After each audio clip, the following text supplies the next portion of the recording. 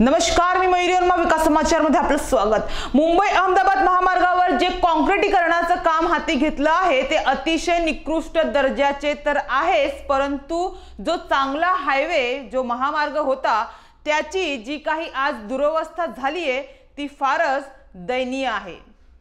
रोज प्रवास करणाऱ्या प्रवाशांना तर प्रवास करणे म्हणजे त्यांचा जीव मोटाकुटीला आला आहे। महामार्गावर वाहतूक कोंडी इतकी जाम होऊन जाते की चक्का जाम दररोजच असतो। यामुळे प्रवाशांचा नाही पुढचा प्रवास होतो आणि नाही त्यांना माघारी फिरता येतं।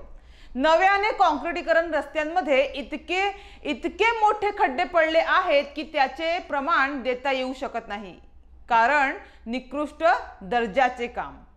आज चांगला हायवे जो खराब केला त्याला जबाबदार कोण? लोकांचे वाहतूक कोंडीमुळे रोज हाल होत आहेत व त्यांचा जीव टांगणीला लावला आहे। त्याची कोण जिम्मेदारी घेणार? की राम भरोसे आम्ही प्रवास करायचा, असा सवाल एका त्रस्त आणि संतप्त प्रवाशाने आमच्या चॅनलच्या माध्यमातून विचारला आहे।